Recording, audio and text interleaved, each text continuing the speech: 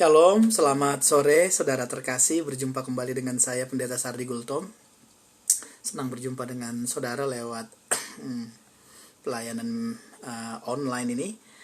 Saya mau mengajak saudara untuk merenungkan satu bagian firman Tuhan tentang apa yang terjadi di kamar lantai atas di Yerusalem saat Yesus naik ke sorga dan murid-murid diperintahkan untuk menantikan Dia di Yerusalem sebelum pencurahan Roh Kudus di hari Pentakosta. Sebelum kita merenungkan bagian itu, saya mau mengajak kita menaikkan satu pujian lebih dahulu, Bapa Surgawi.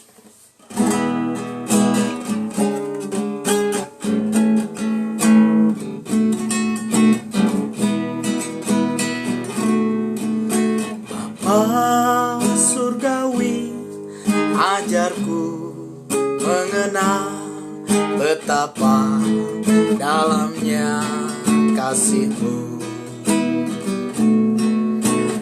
Bapa Surgawi, buatku mengerti betapa kasih-Mu padaku. Semua yang terjadi di dalam hidupku, ajarku menyadari Kau selalu sertaku. Beri hatiku selalu bersyukur padamu, karena rencana-Mu indah bagiku. Dari awal, sama-sama. Bapa Surgawi, ajarku mengenal betapa dalamnya kasih-Mu. Bapa Surgawi, buatku mengerti betapa kasih-Mu padaku. Semua yang terjadi di dalam hidupku, ajarku menyadari Kau selalu sertaku. Beri hatiku selalu bersyukur padamu, karena rencana-Mu indah bagiku. Semua yang terjadi di dalam hidupku, ajarku menyadari Kau selalu sertaku. Beri hatiku selalu bersyukur padamu, karena rencana-Mu indah bagiku. Puji Tuhan, mari kita berdoa terlebih dahulu untuk mendengarkan renungan singkat sore hari ini. Mari kita berdoa. Bapa Surgawi, kami bersyukur karena kesetiaan-Mu. Engkau tidak pernah meninggalkan kami. Lewat apapun yang terjadi dalam hidup kami, Engkau selalu serta dengan kami. Beri kami semangat dan antusias untuk memandang kebenaran-Mu, memandang kesetiaan-Mu, bahwa Engkau selalu ada serta dengan kami. Berfirman buat kami, Kau menjamah memberkati kami, hamba-Mu yang memberitakan juga diberikan hikmat dari sorga, dimampukan, sehingga juga boleh menjadi saluran berkat buat yang mendengar. Terpuji Engkau Tuhan, dalam nama Tuhan Yesus kami berdoa. Amin. Saudara-saudara yang dikasih oleh Tuhan, bacaan kita ini terdapat dalam Kisah Para Rasul yang pertama, ayat 12 sampai 14. Kisah Para Rasul pertama, ayat 12 sampai ke 14, demikian firman Tuhan. Maka kembalilah rasul-rasul itu ke Yerusalem dari bukit yang disebut Bukit Zaitun, yang hanya seperjalanan sabat jauhnya dari Yerusalem. Setelah mereka tiba di kota, naiklah mereka ke ruang atas tempat mereka menumpang. Mereka itu ialah Petrus dan Yohanes, Yakobus dan Andreas, Filipus dan Thomas, Bartolomeus dan Matius, Yakobus bin Alfeus dan Simon orang Selot, dan Yudas bin Yakobus. Ayat yang ke-14. Mereka semua bertekun dengan sehati dalam doa bersama-sama dengan beberapa perempuan serta Maria ibu Yesus dan dengan saudara-saudara Yesus. Puji Tuhan. Saudara-saudara yang dikasih oleh Tuhan, kamar lantai atas di Yerusalem, ini renungan kita pada sore hari ini. Saudara-saudara, sebelum Yesus naik ke sorga, ada sebuah perintah yang diberikan oleh Tuhan kepada murid-muridnya waktu dia mengajak murid-muridnya setelah 40 hari kebangkitannya ke sebuah bukit yang bernama Bukit Zaitun, dan di sana ia naik ke sorga. Perintahnya itu seperti ini: jangan tinggalkan Yerusalem, tinggal di sana dan nantikan janji Bapa. Penulis Kisah Para Rasul yang adalah Yohanes, maksud saya Lukas, dia juga adalah penulis Injil Lukas. Dalam Lukas 24, di situ juga diterangkan perintah Tuhan Yesus, yaitu agar mereka diperlengkapi dengan kekuasaan dari tempat yang maha tinggi. Jadi ada perintah dari Tuhan Yesus, jangan tinggalkan Yerusalem, tinggal di sana, nantikan janji Bapa sampai mereka diperlengkapi dengan kekuasaan dari tempat tinggi. Saudara-saudara yang dikasih oleh Tuhan, murid-murid Yesus ini berasal dari Galilea, Israel bagian utara, di wilayah utara sana. Sedangkan Yerusalem itu berada di Yudea, bagian Israel wilayah selatan. Jarak mereka sekitar 90 miles. Nah, saudara-saudara yang dikasih oleh Tuhan, saat itu Yerusalem sebenarnya sedang ada dalam kemelut. Berita kebangkitan Tuhan Yesus itu menjadi isu yang sensitif di Yerusalem. Pemuka-pemuka Yahudi marah akan berita kebangkitan Tuhan Yesus, dan mereka berusaha untuk membungkam dan ingin menangkap siapa saja yang menceritakan kebangkitan, termasuk murid-murid Yesus. Pemerintah Romawi yang berkuasa saat itu atas Israel juga nggak mau ambil pusing. Dia mau agar wilayah kekuasaannya tenang tanpa ada huru-hara, dan dia akan bersikap keras, tangan besi. Dia akan menangkap mereka yang dianggap sebagai pengacau. Jadi saudara-saudara, saat itu Yerusalem bukanlah tempat yang aman, bukanlah tempat yang baik untuk murid-murid saat itu. Nah, saudara-saudara, mengapa mereka disuruh tinggal di daerah yang sensitif tadi? Kenapa enggak suruh murid-murid itu menanti di tempat yang lain, tempat yang aman, seperti di Galilea, kampung mereka, atau di tempat lain selain Yerusalem?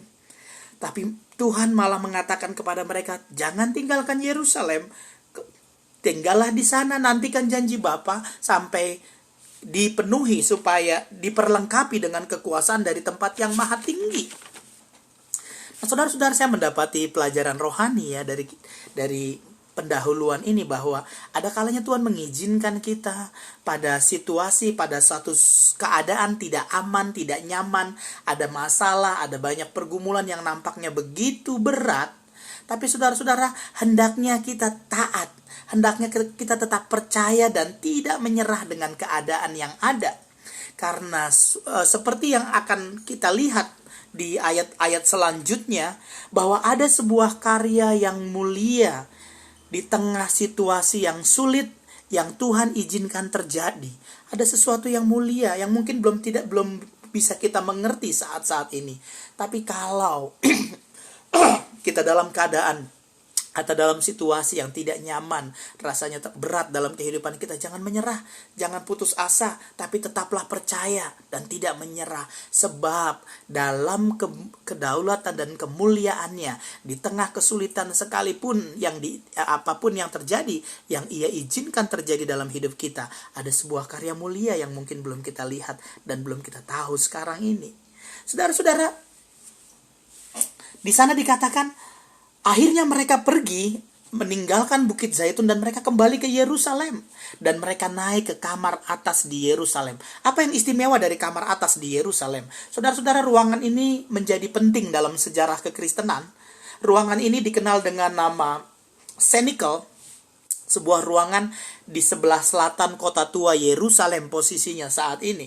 Menurut tradisi, saudara-saudara, ruangan ini adalah tempat singgah para rasul saat mereka berada di Yerusalem. Ruangan ini pula dilaksanakannya perjamuan terakhir. Tuhan Yesus melaksanakan perjamuan terakhir untuk murid-muridnya menjelang kematiannya. Di tempat ini pula menurut sejarah, menurut tradisi, Tuhan Yesus membasuh kaki murid-muridnya. Di tempat ini pula terjadi Yesus menampakkan diri kepada murid-muridnya saat kebangkitannya. Dan di ruangan ini pula peristiwa Pentakosta terjadi. Jadi ruangan ini punya makna yang dalam buat sejarah kekristenan, saudara-saudara. Apa yang terjadi di kamar atas di Yerusalem? Paling tidak ada 3 hal yang akan kita renungkan. Mereka, yang pertama, saudara-saudara, mereka taat dan tidak buang waktu. Ayat yang ke-13 disitu dikatakan ketika mereka datang ke Yerusalem, mereka langsung naik ke ruang atas di tempat di mana mereka tinggal. Sekembalinya mereka dari Yerusalem, mereka langsung naik ke ruangan atas. Mereka nggak buang-buang waktu. Mereka tidak membuang-buang waktu. Saudara-saudara, peristiwa di loteng atas di Yerusalem mengajarkan kita agar bagaimana kita bijaksana untuk menggunakan waktu. Jangan buang-buang waktu, saudara-saudara. Seringkali manusia merasa nggak pernah cukup waktu yang diberikan kepadanya. Kurang banyak. Di sisi lain, saudara-saudara, manusia begitu mudah menyia-nyiakan waktu. Saudara-saudara, setiap manusia diberikan 24 jam per hari, 1440 menit dan 86.400 detik. Semua sama, setiap kita sama, waktu yang sama yang adalah hadiah dari Tuhan. Namun saudara-saudara, seringkali saya katakan tadi manusia merasa selalu kurang, padahal di sisi lain dengan mudahnya dia bisa menyia-nyiakan waktu. Seseorang berkata, waktu itu gratis tapi tidak ternilai harganya. Anda tidak bisa memilikinya, tapi Anda dapat memakainya. Anda tidak bisa menahan waktu, tapi Anda dapat menggunakannya. Saat Anda kehilangannya, Anda tidak bisa mendapatkannya kembali. Gunakan waktu yang Tuhan beri dengan bijaksana. Loteng atas di Yerusalem mengajarkan kepada kita bagaimana kita memanfaatkan waktu yang Tuhan beri. Jangan menunda-nunda, jangan bermalas-malas, tapi tetap giatlah bekerja, lakukanlah yang terbaik, dan manfaatkanlah setiap waktu yang Tuhan beri kepada kita. Sebab kita tahu waktu tidak akan pernah kembali lagi jika telah berlalu. Yang pertama, saudara, mereka taat dan tidak membuang waktu. Yang kedua, saudara-saudara, apa yang kita pelajari dari ruang atas di loteng di kota Yerusalem? Mereka bertekun dan berdoa dalam doa. Ini yang kedua. Mereka bertekun dalam doa. Bertekun, persevering, determine, itu beberapa istilah dalam bahasa Inggrisnya. Persevering, determine, tekun, saudara-saudara, tekun. Tekun itu nggak putus asa, nggak menyerah, tapi terus dia bertahan apapun yang terjadi. Bertekun, mereka bertekun dalam doa. Saudara-saudara, menariknya Tuhan Yesus tidak pernah katakan berapa lama mereka harus menunggu. Yang Tuhan Yesus bilang, jangan tinggalkan Yerusalem, tinggal di sana, nantikan janji Bapa sampai kalian diperlengkapi dari tempat yang maha tinggi. Waktunya tidak diceritakan berapa lama, namun murid-murid Yesus tekun. Murid-murid Yesus tidak menyerah, murid-murid Yesus nggak putus asa, dia tetap tinggal dalam doa menanti-nantikan janji Bapa. Sebuah ketekunan, sikap yang pantang menyerah, meskipun belum melihat hasil. Saudara-saudara, bukankah demikian yang Tuhan mau apapun yang terjadi dalam kehidupan kita? Mungkin doamu belum dijawab, pergumulanmu belum tuntas, belum selesai, tapi teruslah berharap kepada Tuhan. Jangan putus asa, tetaplah percaya kepada Dia, jangan menyerah. Sebuah pelajaran dari loteng di Yerusalem. Yang kedua yaitu kita diminta untuk bertekun, saudara-saudara. Tantang menyerah. Meskipun hasilnya belum kita lihat, tapi teruslah berharap, percaya kepada Tuhan, dan tidak menyerah. Saudara-saudara, ada seorang pria yang menghadapi banyak kesukaran dan kekalahan dalam hidupnya. Pria ini lahir dari keluarga miskin tahun 1816. Keluarganya harus keluar rumah karena nggak mampu bayar sewa rumah. Tahun 2 tahun kemudian sang ibu meninggal dunia. Tahun 1835 dia punya seorang tunangan, dia punya seorang gadis pujaan hati. Dia bertunangan dan rencana menikah, namun sayang tunangannya meninggal dunia, dia patah hati. Setahun kemudian 1836 dia mengalami sakit, seluruh syaraf-syaraf tubuhnya terganggu dan rusak total. Selama 6 bulan dia harus terbaring di ranjang. 2 kali dalam hidupnya dia mengalami gagal usaha dalam usaha bisnisnya. 8 kali ikut pemilihan state dan senat dan gagal. Namun dia tidak pernah menyerah. Kegagalan tidak menghambatnya. Ketidakberhasilan tidak membuat menyurutkan semangatnya. Dia terus bertekun dan dia terus berjuang. Akhirnya 1860 dia terpilih menjadi presiden Amerika yang ke-16. Siapa dia? Abraham Lincoln. Dia pemimpin yang hebat meskipun satu periode, tapi dia membawa banyak perubahan dalam pemerintahan dalam negara Amerika. Abraham Lincoln. Saudara-saudara yang dikasih oleh Tuhan, jangan pernah menyerah. Terus berjuang, tetap percaya meskipun kau belum lihat, meskipun kita belum melihat pertolongan Tuhan terjadi, tapi teruslah percaya, berharap kepada Tuhan, tekun. Dan ini yang kita pelajari dari ruang atas loteng di Yerusalem. Yang ketiga, saudara-saudara, bahwa mereka sehati berdoa. Mereka sehati dalam berdoa. Saudara-saudara, siapa mereka? Mereka itu para murid, 12 murid Yesus tentu. Plus, ayat berikutnya menceritakan plus pengganti Yudas Iskariot yang terpilih yaitu Matias. Juga di sana ada beberapa wanita termasuk Maria ibu Yesus dan juga saudara-saudara Yesus. Menurut Kisah Para Rasul 1 ayat yang ke-15 di situ diceritakan jumlah mereka sekitar 120 orang di ruangan itu. Saudara-saudara bersahati. Mereka banyak jumlahnya, namun mereka mau bersahati. Mereka mau memiliki kesatuan hati, ya, sehati. Sebuah sikap yang mau menyatu, sehati, saudara-saudara. Kita bisa bersama-sama berdoa, tapi kita nggak sehati. Bisa terjadi seperti itu. Tapi saudara-saudara, ke 120 orang ini yang berbeda-beda ini mau sehati. Mereka berbeda, tapi mereka mau saling menerima satu dengan yang lain apa adanya. Mereka menselaraskan diri, bergandengan tangan menjadi satu dalam satu tubuh. Karena sehati, beberapa pengertian di sini dikatakan bersahati itu one accord, selaras atau cocok. Closely atau dekat. All together, bersama-sama. As one, menjadi satu. Hand in hand, bergandeng tangan. In a body, dalam satu tubuh. Jadi pengertian sehati di mana mereka yang berbeda itu saling mau saling menerima satu dengan yang lain apa adanya. Menselaraskan diri, menyocokkan diri dengan yang lain. Kita berbeda tentu, tapi kita mau menerima orang lain apa adanya dan membawa diri kita selaras dengan kelompok itu, dengan orang-orang itu. Kita mau bergandengan tangan menjadi satu dalam satu tubuh. Itu sehati. Dan ini yang kita pelajari dari loteng atas di Yerusalem. Bahwa mereka mau sehati menerima satu dengan yang lain. Saudara-saudara, banyak perbedaan di antara kita tentu. Dalam kehidupan berjemaat pun demikian. Banyak yang berbeda, namun itu tidak menghalangi kita untuk boleh sehati di dalam Tuhan. Tapi kita merendahkan diri kita sedemikian rupa. Dan menerima orang lain apa adanya. Seperti Tuhan Yesus menerima saya apa adanya. Seharusnya demikian pula saya menerima orang lain apa adanya. Sehingga kita bisa bersinergi. Kita bisa menyatu. Kita bisa menyelaraskan diri kita dengan yang lain. Sehingga kita boleh melakukan sesuatu yang lebih besar lagi dalam doa. Sehati dalam doa. Saudara-saudara dikasih oleh Tuhan, di tahun 2016 ada sebuah survei.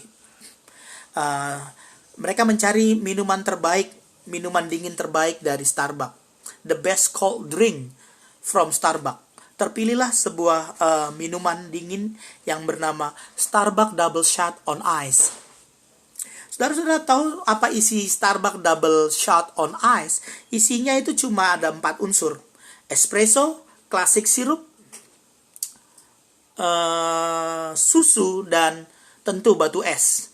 Nah, saudara-saudara, keempat unsur ini kalau mereka berdiri sendiri-sendiri, mereka hanya oke, artinya berguna, tetap berguna, tapi hanya oke, nggak terlalu berdampak besar. Tapi saat mereka bersama-sama diolah oleh tangan yang ahli, maka mereka menjadi bukan hanya oke, tapi bisa dikatakan fantastic, hebat, luar biasa.